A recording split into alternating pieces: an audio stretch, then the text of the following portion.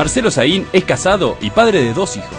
Egresó del Colegio Nacional de Villaderina en 1982 para luego estudiar la licenciatura en Ciencias Políticas de la Universidad del Salvador. Tras recibirse en el 87 se desempeñó como preceptor del Colegio Nacional II de San Isidro. Dio clases de educación cívica en Villa Ballester y más tarde en la Universidad Nacional de Quilmes. Especialista en temas vinculados a la seguridad, fue convocado por Juan Pablo Cafiero para ser viceministro de Seguridad bonaerense, cargo en el que se desempeñó entre julio de 2002 y enero de 2003. Desde hace años investiga a la policía y su vínculo con el poder político en Argentina. De hecho, entre sus últimas publicaciones se encuentra La Leviatán Azul, donde se explican los pactos existentes entre ambos. Hasta el 2009 fue director de la Policía de Seguridad Aeroportuaria, institución creada en 2005 por un decreto del expresidente Néstor Kirchner para reemplazar a la antigua y militarizada Policía Aeronáutica Nacional. Tras presentar su renuncia, se incorporó al partido que conduce el diputado nacional Martín Sabatella y, como candidato de Nuevo Encuentro por la primera sección, en las elecciones de 2011 logró ocupar una banca en la legislatura bonaerense.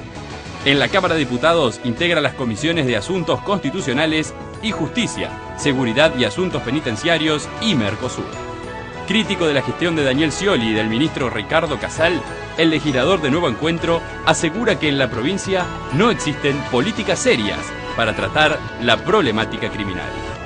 Hoy nos visita Marcelo Saín.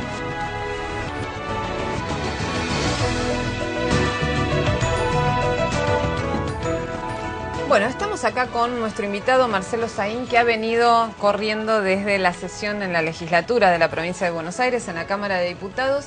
Y Marcelo, es la primera vez que tenés un cargo legislativo. Sí. ¿No? Fui asesor muchos años en la década, entre fines del 80 y el 2000, en la Cámara Nacional de Diputados. Claro, pero otra cosa es ser legislador, Sí. estar sentado en la banca y debatir, escuchar debates a veces increíbles. Sí. Y ¿tenés capacidad de decidir o extrañás la gestión? ¿Cómo es esto de adecuarte a un cargo legislativo? Bueno, en realidad yo los cargos que ocupé en los últimos años fueron cargos ejecutivos. Por eso. Entonces, al principio me sentí bastante no adaptado, digamos, no digo incómodo, pero no adaptado al tema porque uno tiene una visión muy de ejecución. Armamos un equipo que parecía más un gabinete de gobierno que un gabinete de asesores legislativos. Eso nos dio un timing y meternos en una serie de temas muy importantes con mucha articulación política y social, y nosotros vamos al tratamiento de leyes, no legislamos presentando proyectos de beneplácito porque los pajaritos vuelan, que son, y lo digo con un espíritu crítico, muchos de los proyectos que se debaten en la provincia de Buenos Aires. Eso nos coloca a nosotros en un campo en el que yo lo que he visto en estos meses es que somos interlocutores. Es decir, cuando vos tenés un trabajo más o menos serio desde el punto de vista técnico institucional, somos personas abiertas al diálogo con todos los sectores, porque el diálogo en el Parlamento es un diálogo democrático, y estamos siempre abiertos a la construcción de consenso. Entonces la verdad es que nos colocamos muy bien, nos proyectamos muy bien, y dialogamos bastante con todos los sectores, inclusive con legisladores que pertenecen al gobierno de Scioli, en iniciativas que son comunes. A nosotros no se nos cae ninguna tira en reconocer, como lo hice ayer cuando cerré una actividad importante de estudio sobre juicios por jurados, un proyecto de ley de juicios por jurado, reconocer al gobierno en la iniciativa que envió al Parlamento. Así que estamos bien, pero lo que sí te puedo decir es que apuntamos a temas estructurales, hábitat popular, policías comunales o municipales en nuestro caso. Estamos elaborando un proyecto de reforma de la Policía de la Provincia de Buenos Aires. Estamos elaborando un proyecto de ley de trabajo policial porque el trabajo de la policía es un trabajo de lo más precarizado. Bueno, para hablar, vamos a ir tomando de a uno porque realmente el tema, creo que vos sos uno de los hombres que más sabe del tema de seguridad, por lo menos que ha investigado sobre el tema de seguridad y desde un sector que se puede denominar como progresista, ¿no? Porque lo que se ve que la derecha es como que lo tiene más resuelto esto, mano dura y adelante, y la discusión sobre el tema parece agotarse ahí.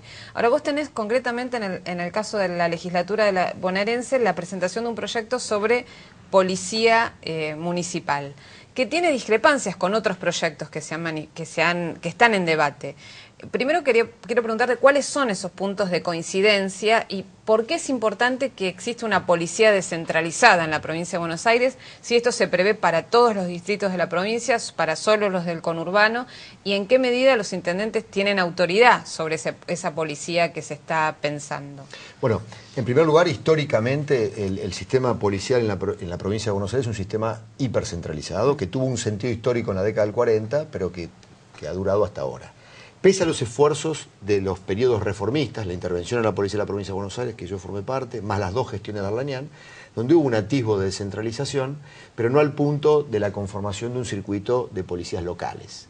Para grandes municipios, porque solo vale aquellos municipios en donde tengan una sustentabilidad administrativa y financiera, que puedan soportar lo que sería la adscripción de una nueva burocracia en un tema que además no hay una tradición de gestión por parte de los municipios. Entonces tiene que haber una cierta, o un piso de relativa capacidad de gestión y financiera, pese a que estamos pensando en la creación de policías municipales con traspaso financiero. Pero esa centralización del sistema vulnera enormemente lo que es la gestión de la seguridad local. En los barrios, en los vecindarios, ocurren cosas que desde un esquema hipercentralizado es muy difícil de poder gestionar día a día. Y la prevención, Nora, es siempre local, no hay prevención provincial ni regional. Todos los mecanismos de intervención son mecanismos que tienen que tener la capilaridad de un barrio. El problema del robo en un barrio no es lo mismo que en el barrio de al lado. El problema de salideras en un barrio no es lo mismo que en otro. El problema de abigeato en grandes municipios del interior de la provincia no es lo mismo que el problema del narcotráfico y del mercadeo de drogas en el Gran Buenos Aires. Entonces vos necesitás diversificar el sistema institucional porque las respuestas son completamente diferentes. Ocurre algo muy particular. Todos estos temas empiezan a estallar en la cara de los intendentes. Algunos intendentes los gestionan teniendo relaciones históricas, son los menos, espurias y clandestinas con la policía. Negocian con la policía, reciben de la policía dinero, la policía es un bastión de información y de operación política. Esos intendentes no quieren saber nada con ningún proyecto de municipalización. De descentralización. Son los jefes efectivos de la policía, ponen y sacan policías, por supuesto lo hacen porque tienen el beneplácito del gobernador y del ministro que aceptan esa manipulación local en función de una articulación política. Entonces, otra camada de intendentes que ya ven el problema, ven que la policía es más un problema que una solución, que avanzaron en experiencias o en intervenciones cada vez más activas de cogestión de la seguridad, invirtiendo en patrulleros, colocando sistema de cámaras, gestionando foros, pero que se dan cuenta que es insuficiente, que les falta el recurso más importante que es el instrumento policial.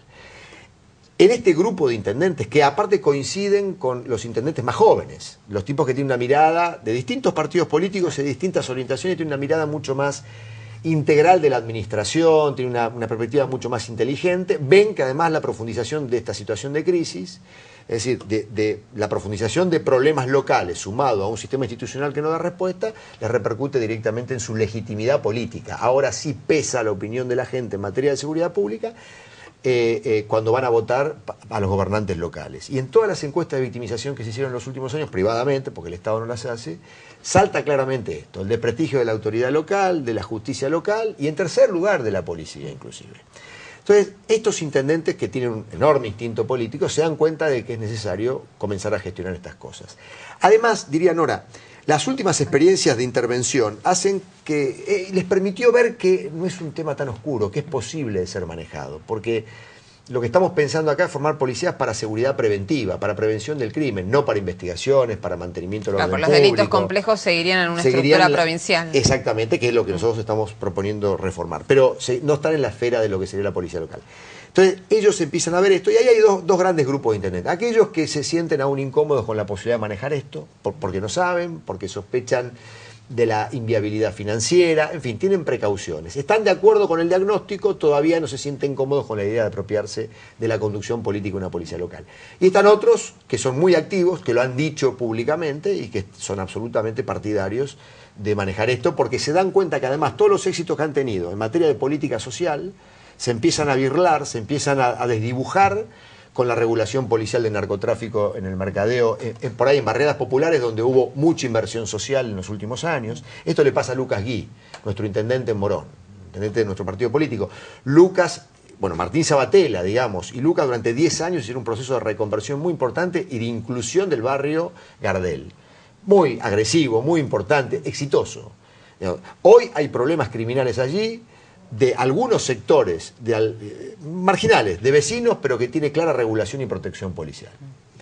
Narcotráfico, robos calificados de vehículos, ya hay redes que empiezan a operar nuevamente en el barrio, como ocurría en la época de Rousselot, con clara protección policial. En una situación más compleja porque el narcotráfico tiene una envergadura diferente. Lucas hoy entiende, y lo ha dicho públicamente, la necesidad de tener la gestión del recurso policial para atender esos temas, porque se le está yendo por la borda en poco tiempo 10 años de inversión de inclusión social en ese barrio. Este es un ejemplo, pero lo mismo te dice en otro sentido Sergio Massa, lo manifiestan otros intendentes de distintas vertientes políticas que están de acuerdo con avanzar en este tema. Darío Justosi es uno de ellos. He escuchado en el último tiempo el intendente de Lomas de Zamora, no lo conozco personalmente, a estos que te mencioné sí. Fue contundente de la Torre, el intendente de San Miguel, al decir la gente ya eligió y ya ha dicho en numerosas ocasiones que nosotros nos tenemos que hacer cargo de este tema. Hay un consenso político importante entre un núcleo de intendentes muy activos, generalmente jóvenes, no en edad, sino jóvenes en la gestión. Sí, esa digamos, capa de renovación de lo que han sido. La gran diferencia con el gobierno provincial no quiere crear policías municipales. Le ha llamado policía de prevención comunal a algo que es una engaña pichanga. Lo que la propuesta del gobernador Scioli es que el intendente de aquella intendencia que tenga más de 70.000 habitantes, si quiere adscribir a esta policía, que lo diga, que se adhiera. Y nosotros lo que le vamos a dar de la provincia es la facultad de poder establecer políticas y estrategias y de poder supervisar que las cumpla el jefe de distrito, que va a depender del ministro de Seguridad. Pero es decir, no tendría ninguna injerencia directa sobre el... Establecer directivas, formularlas nada más, que otro las implemente, si no las implementas, que le avise al ministro que están incumpliendo lo que el intendente dijo. O sea, concretamente de lo que se trata es socializar las responsabilidades de conducción de la seguridad pública sin darle al recurso en cuestión. ¿Por qué? Por una sencilla razón. No quieren que la policía de la provincia de Buenos Aires deje de perder el control de la calle, deje de perder el control de los negocios criminales que maneja, y que eso es una enorme cantidad de recursos económicos que suben todos para arriba, y que es lo único que explica la centralización del sistema. Ahora, vos concretamente con respecto a este manejo delictivo directamente de parte de la Policía de la Provincia de Buenos Aires, creo que en las últimas semanas, bueno, al conocerse el informe del caso Candela, vos directamente pediste el juicio político, el desplazamiento del fiscal, del juez, y llegaste a decir que en otro lugar directamente el gobernador de la provincia tendría que renunciar ante un hecho semejante, y hablaste de complicidad con el narcotráfico para, digamos, para encubrir este tema.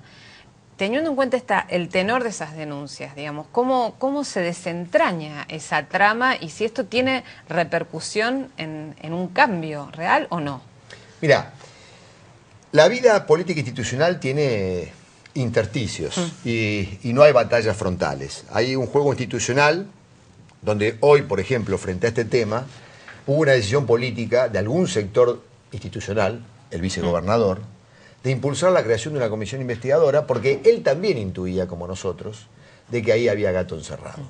Cuando vos ves un caso criminal como el caso del asesinato de la chica Candela, en donde hay una intromisión tan compulsiva, tan manifiesta, tan incontenible, tan poco simulada del gobierno central para desviar la investigación, plantar un abogado carísimo como Burlando, yo creo que es un tipo muy querendón y un hombre muy caritativo, pero no creo que haya intervenido en esa causa porque le dio lástima a la madre de Candela. Creo que lo mandaron a jugar allí un rol de construcción de una hipótesis que le permitiera al gobernador salvar las elecciones, porque esto fue unos meses antes de las elecciones el año pasado, y ocultar que la policía, y esto tenía que ver con el crimen de la chica, regula las actividades del narcotráfico con claro aval político en la zona de San Martín, porque evidentemente la familia de la chica estaba implicada en este conjunto de tramas y yo tengo absoluta certeza que la madre no cuenta todo lo que sabe. Entonces, cuando uno ve un gobierno que hace esto, donde el ministro va a tomar declaraciones haciéndose pasar por defensor, donde la acusación se sostienen 6 testimonios de identidad reservada y no le permiten ni siquiera al juez de garantía y a la sala de la Cámara de Apelaciones de Morón conocer la identidad de esas personas que declaran. Solo la policía sabe quiénes son los testigos. Ahora de se identidad ventiló reservada. un poco más en el caso Candela, Sí. ¿no? Digamos, en la comisión investigadora del caso Candela. Pero no sabe, cuando vos ves ese activismo, vos decís, ¿qué pasa acá? Si con cada hecho criminal el gobernador se va al lugar, pisa la escena del crimen, hace toda una mise en escena enorme, baja el ministerio entero, jefes policiales, pero que ya tenían el despacho en el Ministerio de Seguridad, atendiendo buchones de San Martín en el propio ministerio, que después terminan implicados en la causa, como el Topo Moreira. Todas estas cosas están certificadas en la comisión de Candela. Y no lo estoy diciendo porque conozca alguno de esos testimonios de primera mano, simplemente lectura de la prensa. Si eso ocurre, y creo que esta era también la sospecha del vicegobernador, eso significa que evidentemente es un tema institucional gravísimo. Y se tomó la decisión de formar una comisión bicameral, una comisión, perdón, del Senado, investigadora. ¿Por qué? Y porque creen que la justicia era insuficiente. Si ese dislate tuvo la connivencia de un fiscal que deja mucho que desear históricamente como Tavolaro, y un juez de garantía como Mid, que no teníamos malas referencias, pero que firmó todo esto y avaló este tipo de dislate, evidentemente no hay resguardo institucional. Si la justicia no puede con esto, bueno, entonces no hay otro resguardo institucional. Yo destaco lo dicho por la Cámara de Apelaciones de Morón, porque lo hace con tanto énfasis cuando desestima las medidas de coerción, las prisiones preventivas, que a mí no me queda otro camino como legislador que sigue estos temas de denunciar al juez y al fiscal. Pero independientemente de esto, lo que yo veo detrás de todo esto es toda una forma de gestión de la seguridad. Que un gobernador le dé el poder a una policía, le diga gestioname el tema. Quizá legítimamente él crea ideológicamente que el delito había crecido en la provincia de Buenos Aires porque a la policía se la había debilitado, esto lo ha dicho él. Se la debilitó en los procesos reformistas previos. Que él crea, sinceramente, esto porque por ahí es un poco ignorante en el tema y no conoce cómo se manejan estas cosas al principio de la gestión. Yo le concedo eso. Ahora, que después de 4 años de gestión tenga que estar tapando los agujeros que le dejaba esa policía desmadrada, digamos, que abreva en gran medida en negocios de altísima rentabilidad como el narcotráfico, la trata de personas, el abigeato a gran escala, el robo en tránsito a través de piratas del asfalto. Todo esto tiene regulación policial en la provincia de Buenos Aires. Concretamente, no ocurre si la policía no protege el mercado. Solo ocurre a través de ella. Bueno, evidentemente el gobernador entonces no solo ha fracasado, sino que insiste en esta política porque evidentemente tiene un compromiso institucional muy grande con todo lo que eso le reditúa. Ahora, vos también hiciste en el tema de, y con la misma figura, ¿no? La aparición de Burlando como abogado, en el caso de Carolina Píparo también hiciste una denuncia muy fuerte en cuanto a que se le había pagado una fortuna a este hombre para que interviniera en ese caso. A mí no me consta en este último caso. Evidentemente había también un interés. Yo preferiría dejar el tema de Carolina Píparo. Conozco dónde vive y conozco cómo vive. Conozco algunas cosas de su vida privada que me constatan claramente y me certifican de que evidentemente también había una preocupación del gobierno provincial. Tengo entendido que inclusive hasta tiene un chofer que pertenece a la propia policía de la provincia de Buenos Aires. Así que... ¿Te referís? Al caso de Carolina Píparo. Claro, pero ¿te estás refiriendo a Burlando o a, no, al caso a la Burlando, víctima? No, digo a la víctima. A la víctima, Carolina Píparo. Es decir, evidentemente hay un tema ahí que a mí no me gusta cómo se manejan los temas. Yo digo, no hay una mirada institucional. Acá lo que hay es un juego político institucional de todo el poder a la policía gestiona, la policía abreva en información, la policía es un instrumento de financiamiento de alguien y un gobernador que sale a, digamos, de alguna manera proteger esto. Y un ministro que parece inamovible. Yo ni quiero hablar del ministro, porque yo creo que el error que se ha cometido es hablar del ministro. Mañana no está este ministro y la política es la misma y no cambia nada. Para mí el problema no es el ministro. El ministro ha sido un instrumentador muy eficaz de estos lineamientos. La verdad, una persona con un grado de eficacia y de destreza enorme. Pero puede venir otro. Antes estuvo Stornelli y los lineamientos eran los mismos. Quizá había matices por tratarse de un fiscal federal en un caso, una persona bastante más ignorante de estos temas. En general los fiscales conocen muy poco de gestión de seguridad pública. Acá es un hombre del sistema, un hombre criado en la mazorca de la dictadura militar que fue el servicio penitenciario bonaerense. Entonces es un hombre, digamos, del núcleo duro de la represión, del aparato represivo policial y estatal más importante de la Argentina durante la dictadura. En el caso del servicio penitenciario y la policía de la provincia de Buenos Aires, fue la estructura que más masivamente, policialmente hablando, participó de la estructura represiva montada por el ejército. No hubo ninguna policía en el país con este grado de concernimiento.